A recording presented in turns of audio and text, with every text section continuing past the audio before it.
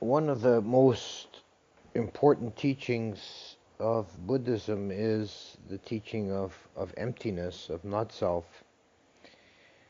In fact, it's the one teaching that's really unique to Buddhism.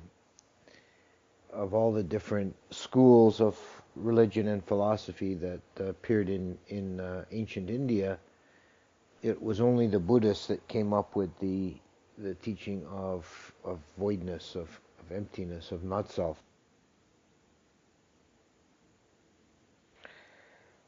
The context is that most of the philosophies and religions of India, in one way or another, postulated some kind of abiding principle in the human being. Most of the schools spoke either of Atman or a Jiva, different terms used to talk about an eternal, unchanging essence. Even the materialists believed that there was a inherent self that abided during the course of a lifetime. The Buddha, he called his teaching anatta, or in Sanskrit it would be anatman, not self.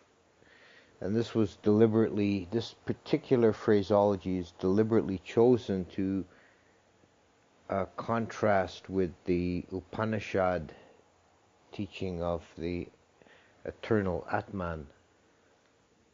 The Buddha just simply negated it.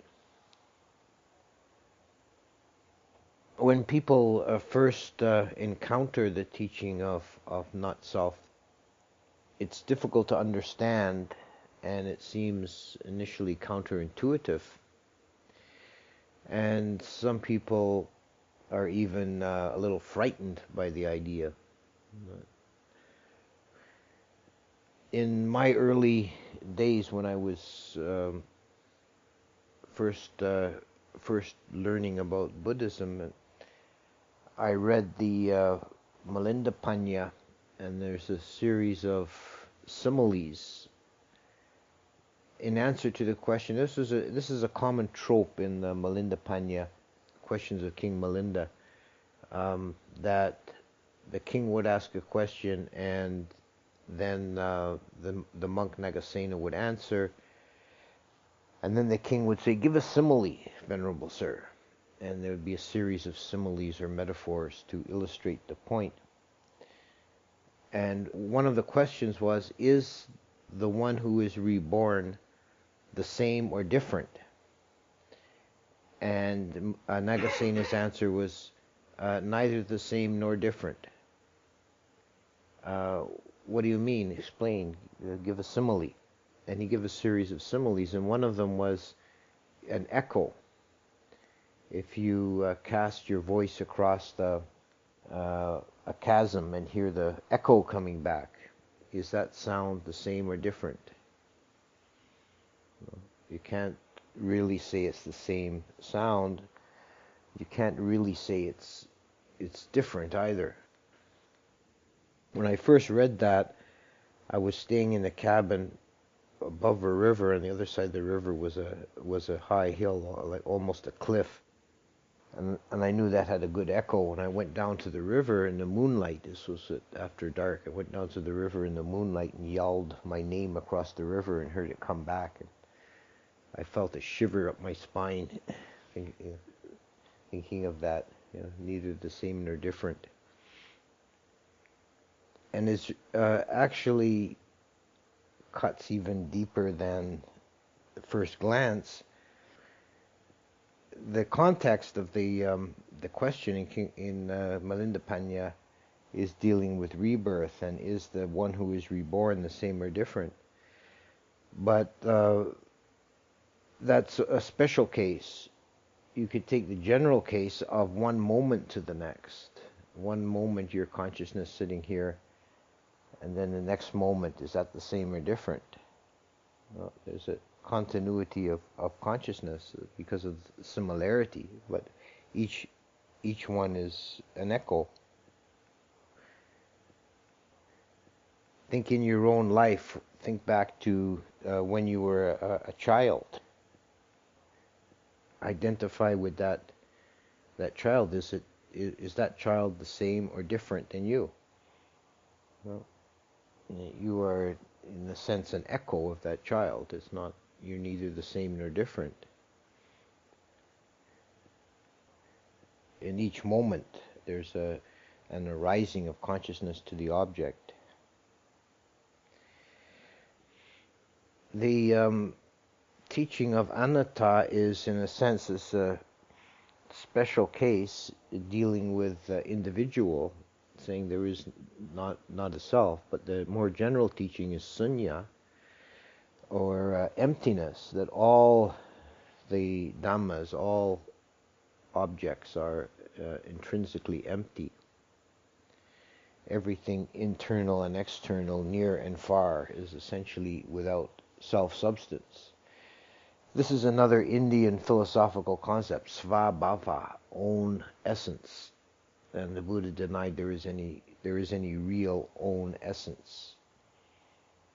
It's kind of similar to the Western Aristotelian idea of essence and qualities. That things have an essence. The Buddha denied there is really any essence in things. That they're just a reflection of each other. It's a Tibetan phrase that I like, is nothing exists from its own side. You can't find anything, any object or process or complex in the universe that you can point to and say this is completely self-subsistent, self-reliant. It arises from cause and effects and in relation with other objects. This is a dependent arising, or interdependency. And all the constituents of experience, each of the five aggregates, is intrinsically empty. There's a set of similes. The Buddha also used to like similes, not only Nagasena. There's a set of similes for the five aggregates to illustrate the emptiness of the five aggregates. The body is like sea foam. Feelings are like bubbles. Perception is like a mirage in the desert. Consciousness is like a conjuring trick. And mental formations are like the trunk of a plantain tree. That one is a little obscure unless you've seen a plantain tree.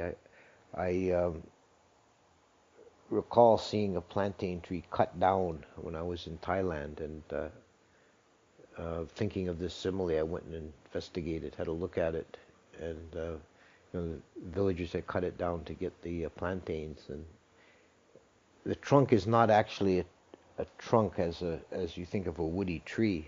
It's a series of leaves that curl around each other and make a hollow tube. So it has the appearance of a solid trunk, but it's just constructed of it's hollow inside. It's just empty inside. Now, even physical matter, the sea foam, the body is intrinsically empty. In the ancient Indian physics used by the Buddha, they talk about four elements, the Mahadhatu, the four elements that comprise all matter, and the names are earth, air, fire, water, but they're not as we understand earth, air, fire, water. Those names are more like mnemonics. They're not substances, they're like qualities. They're insubstantial qualities that combine to create physical structure as we know it. Earth is the quality of impenetrability, or taking up of space. Fire is the quality of energy, of heat, energy, and water is the quality of shape or form. The analogy is water poured into a container takes the shape of the container. And air is motion. And those four combine in different ratios to form different substances. In modern times we use an entirely different physics, but the principle is the same, that physical matter is essentially insubstantial. A photon can be a particle or a wave depending on how you look at it. And all particles can be expressed as waves. So there's no intrinsic solidity in anything. It's all a play of qualities and energies.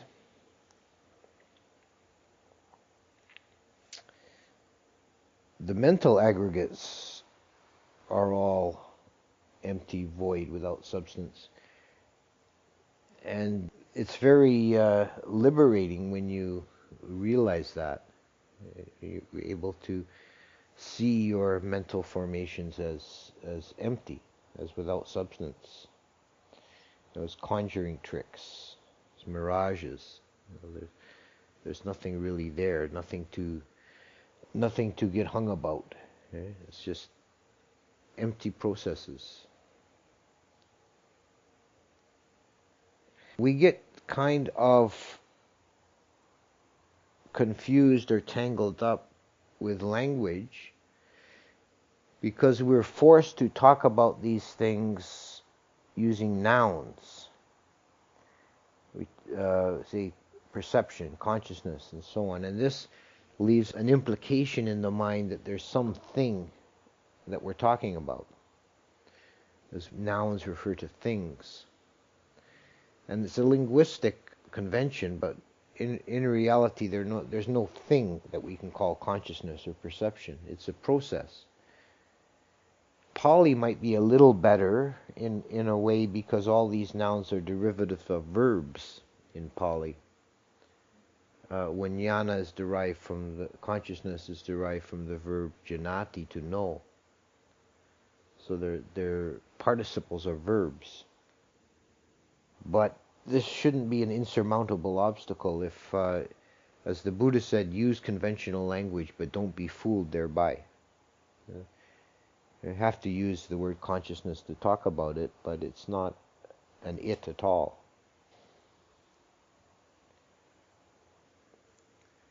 In Vipassana meditation, we make a disciplined effort. It's a form of disciplined introspection, and we're making an effort to observe the process as it happens. And each moment, whether you're meditating or not, the reality of it, the bedrock reality of experience at each moment is an object and consciousness aware of the object. And that's all that's really going on. And it's all entirely within the mind. Even if we access the outer world only through the sense organs and then through the quality of perception that knows that parses the signals coming from the outer world. We never really access anything directly outside of our own mind. We only know mental objects, simulations that the mind creates from external signals. That's kind of a subtle point that is fairly important for understanding what's going on in the body-mind and our relation to the world. In the history of Buddhist thought, there were schools in later times in India that postulated that there is really no outer world.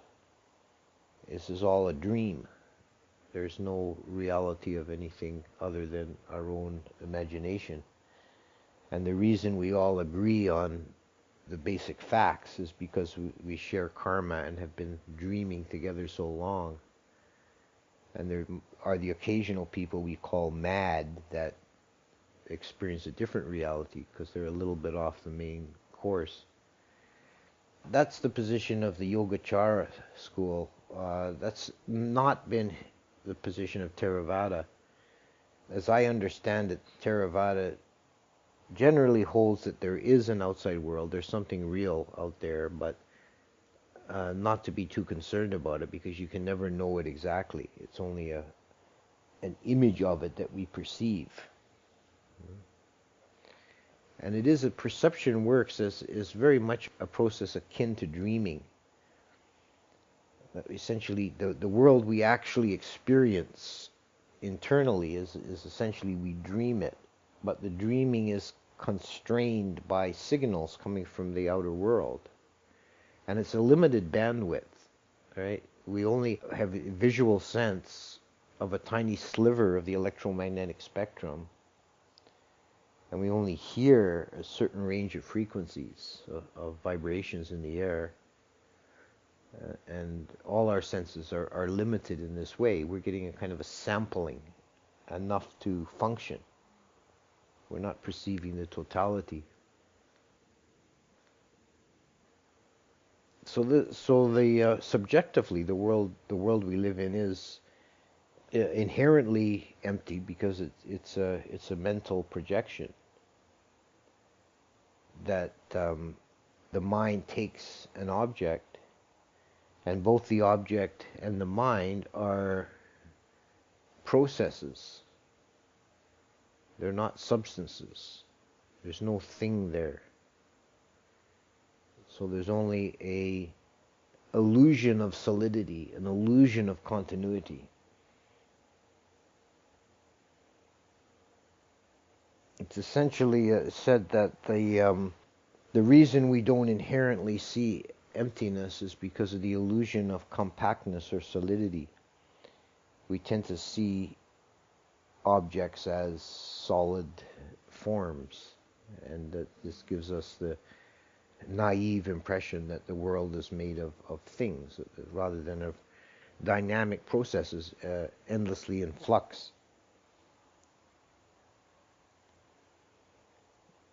And when we can see the both subject and object as empty, then it's very liberating. It's very freeing. It's like the bonds have been loosened. You're not bound by your mental states. You're not bound by your feelings or perceptions. These things are seen as they are, just as empty processes. And consciousness that knows these objects is also an empty process. And when the process is seen clearly in the moment, it's seen in that way. There's just an object, and there's mind arising to the object. There's nothing else besides. Mahasi Sayadaw says, no third besides. The third meaning a self. This idea of a self as a point of identity is something that causes us to fall into delusion, and it causes a great deal of suffering. And again, from the Milinda Panya, the classic metaphor for not self, when King Milinda asked Nagasena, the monk, for an explanation, a simile for not self, the monk said, "How did you come here today, O king?" "I came in my chariot." Well, let's say if we were to take the chariot and tear out the baseboards and tear out the seat and take off the wheels and take off the axle and lay all these parts and pieces in a pile, could you find in that pile and point to me, where is the essence of chariot? The king says, well, there's no such thing. And he goes back and forth in a kind of Socratic dialogue, and he gets the king to define chariot as just a name, just a designation used for this pile of parts when they're arranged in such and such a way. And Nagasena says, so it is with you and me. There is just body, consciousness, feelings, perceptions, and mental formations. And we call them Milinda or Nagasena when they are arranged in such and such a way, as a conventional name or designation. You can't in anywhere find the essence of a person. It's only a heterogeneous flux of processes. Now, this simile of the chariot as a similar thing occurs in the West in Greek philosophy with the ship of Theseus. This is one of the paradoxes of Zeno. He said that Theseus had a ship, and it's made out of boards, and he had this for a long time and kept repairing it, and every time the board went rotten, he'd tear it out and replace it. And after many years, there was not one piece of original wood left in the ship. So could you call it the same ship? No.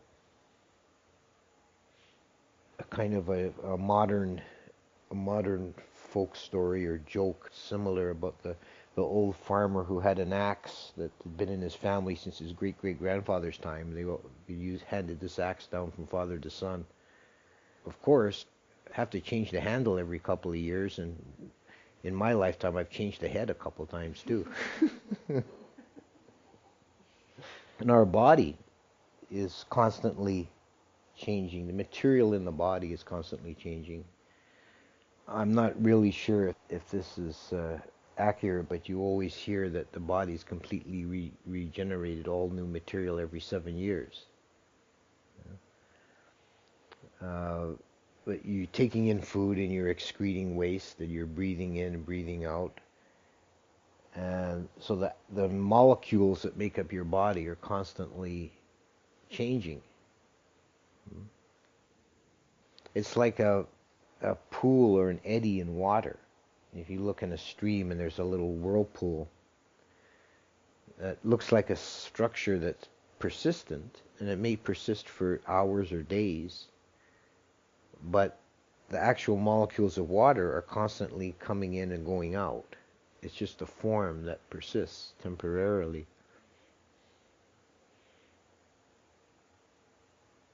There's also another way of thinking about it, is what could be called fuzzy boundaries. If you think of a person, a self, you have an idea of an entity with a fixed boundary. But none of the components of a being are really fixed, or when looked at closely are easy to define as a boundary.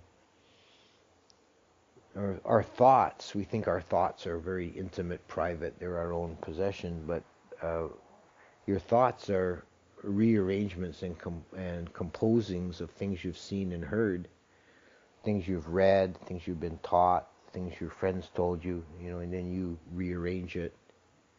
So there's no really absolutely individual thought. It's a shared resource.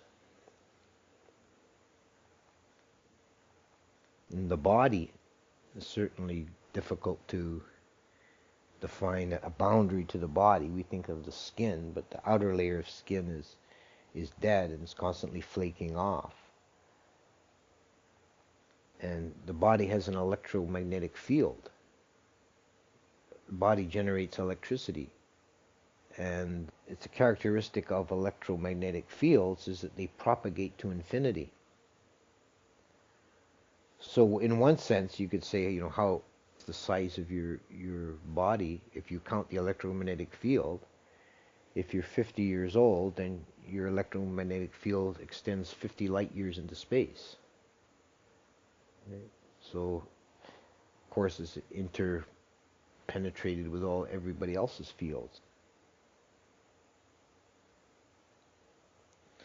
So looking for this sense of self, it always comes back to it's just a convention. It's just a designation. The only sense it makes is if it's understood in that way. It's just a convention of speech, and in a sense, a social convention. We have to identify individuals for all kinds of purposes.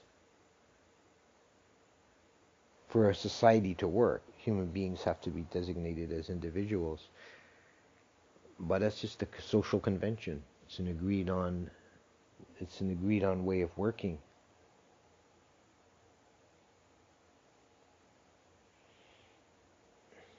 This illusion of self is very persistent and is subtle, and it isn't all it isn't all of one piece. There's layers to it.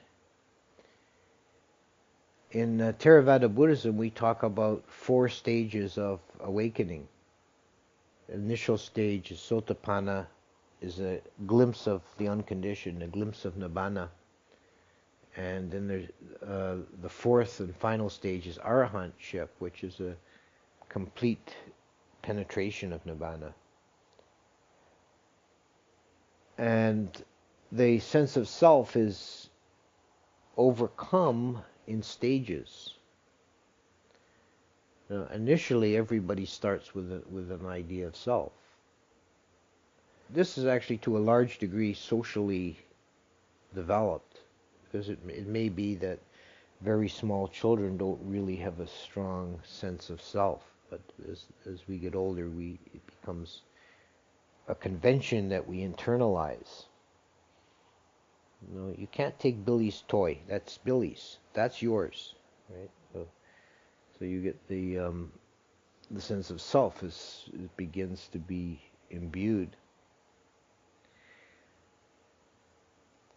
With the attainment of the first stage of awakening, the stream winner, or Sotapanna, which is also called the opening of the Dhamma eye, there is an initial glimpse of the unconditioned. And then, by contrast, the conditioned becomes better understood. This isn't by any means an attainment of supreme knowledge, but it is a clear seeing. The Sotapanna is no longer subject to wrong view. And the initial sense of self that's called Sakkaya Ditthi is overcome. It no longer arises in the mind of a stream winner. Sakkaya Ditthi is the own body view. It's a literal translation. It's usually called in English personality view. It's the defilement of self on the level of cognition, that the world is understood before this. Well, one still has Sakkaya Ditthi. In other words, before stream entry, there's always an implicit assumption of self and other, and this shapes the thought processes and the view. This is a defilement at the cognitive level. And this view is no longer possible to be held by a stream winner. It's like as if the mind of a stream winner, an analogy would be for an ordinary educated person, if you tell them the moon is made of green cheese. They can imagine that and they can play with the idea, but they can't possibly believe it. It's just too ridiculous. And this is like a stream winner when he looks at the idea of an abiding self. He can't, a substantial self. He cannot hold it as a reality. He can only conceptualize it as an imaginary invention. But this is relatively superficial. This is only at the cognitive level. There's still 2 other stages. Then there's a sense of a deeper sense of self that's tied in with sense desire, that has nothing to do with cognition, and it's weakened by the second breakthrough, the second stage, and only overcome completely on the 3rd stage, the anagami stage. This is like if you have a plate full of some delicious cookies. It's possible that a stream winner might take the last cookie because he wants it. I want it. He doesn't believe in me.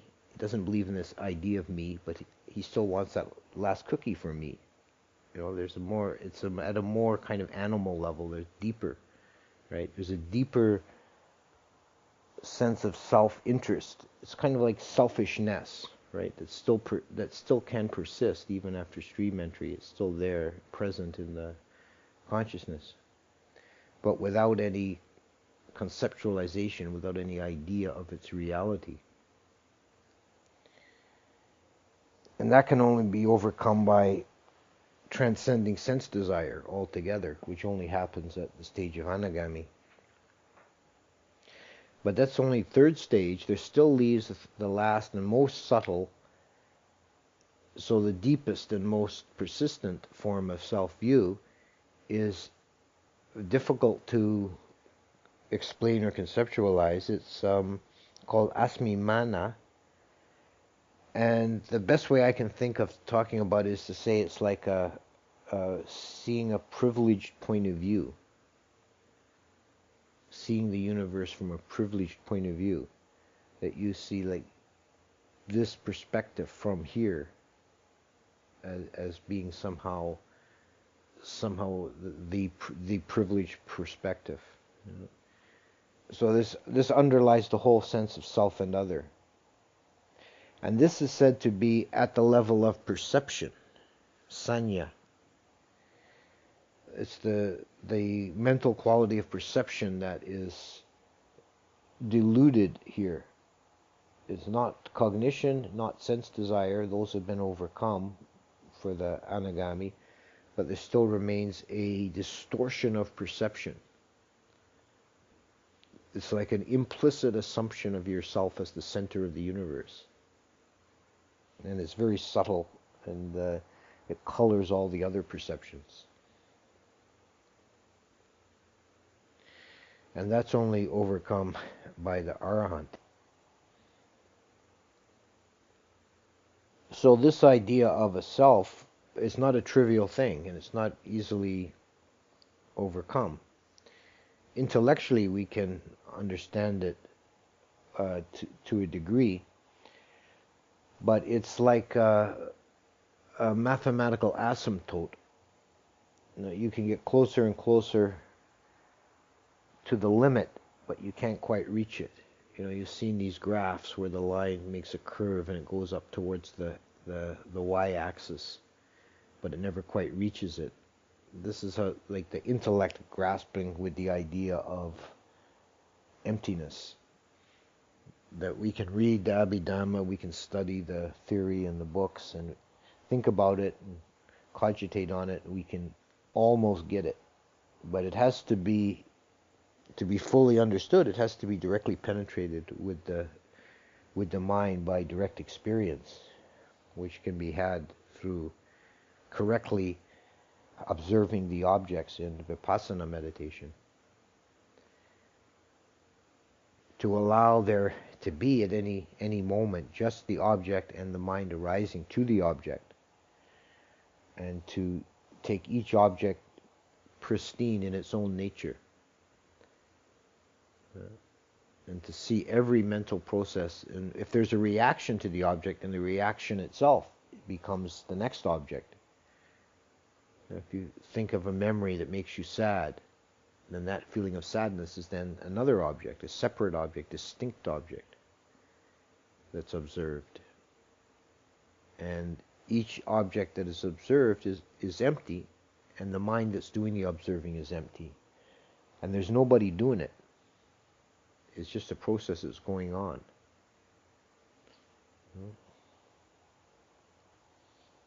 So this is a exploration that's very rewarding and very worthwhile to follow up on, to try and liberate ourselves from the shackles of delusion and penetrate the true nature of the emptiness of reality.